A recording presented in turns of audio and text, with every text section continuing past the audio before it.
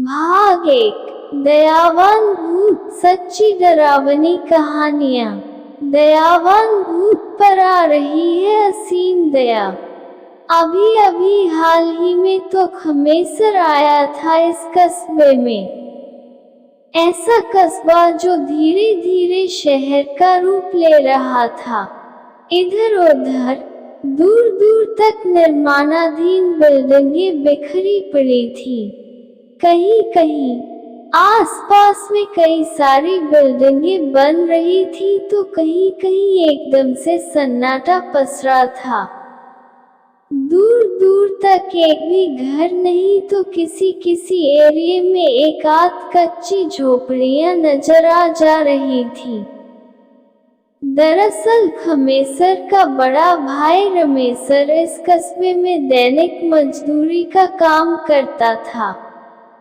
उसने ही खमेसर को भी काम के सिलसिले में बुलवाया था। खमेसर बीए पास था और उसके भाई ने उसे बताया था कि इस कस्बे में उसे सुपरवाइजर की नौकरी मिल जाएगी और इसके लिए उसने एक दो लोगों से बात भी की थी।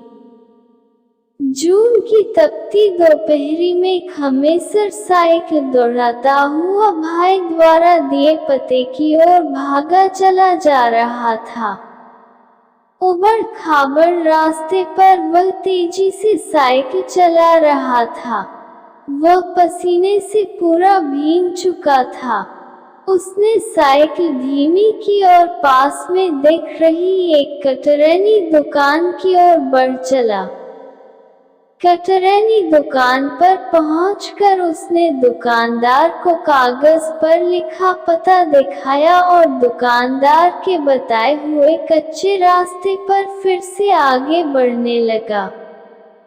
अभी खमेसर थोड़ा ही आगे बढ़ा था कि उसे 10-12 वर्ष का एक लड़का मिला।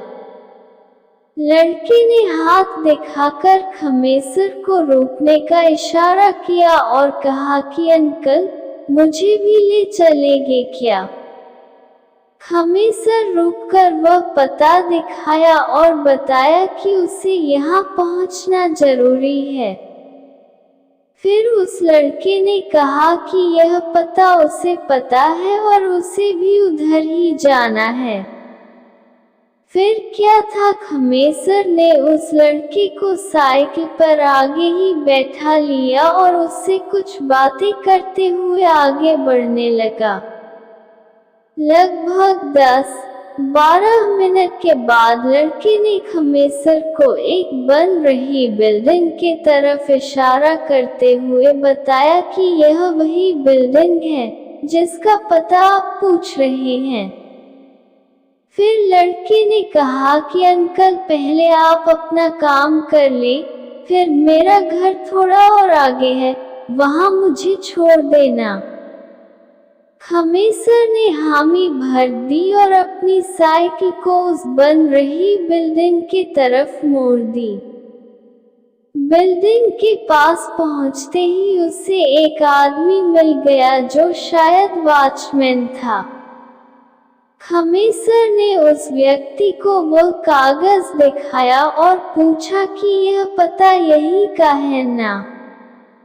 वॉचमैन ने हाँ करके पूछा कि आपको किससे मिलना है? इस पर खमेसर ने वॉचमैन से कहा कि मिस्र जी से। वॉचमैन ने कहा कि मिस्र जी तो यही थे पर अभी निकल गए। अब वे 1 घंटे के बाद ही मिलेंगे। कोई बात नहीं, मैंने फिर से 1 घंटे में आ जाऊंगा। जब मिस्र जी आ जाएं तो आप बता दीजिएगा कि रमेसर का छोटा भाई खमेसर आया था। मैं जरा इस बच्चे को इसके घर पर छोड़कर आता हूँ। वॉचमैन ने पूछा कि किस बच्चे को? इस पर खमेसर ने उस 10-12 वर्षीय बच्चे की तरफ इशारा करते हुए कहा कि इसे। वॉचमैन को थोड़ा अजीब लगा क्योंकि उसे कोई बच्चा दिखाई नहीं दे रहा था, पर उसने बात को टालने के लिए कह दिया कि ठीक है जाओ, पर 1 घंटे तक आ जाना, क्योंकि मिस्र जी आने के 3-4 घंटे बाद फिर यहाँ से निकल जाएंगे। खमेसर हामी भरते हुए साइकिल मोड़ने लगा। अभी भी वॉचमैन मुंह सिकोड़ते हुए खमेसर को देखे जा रहा था।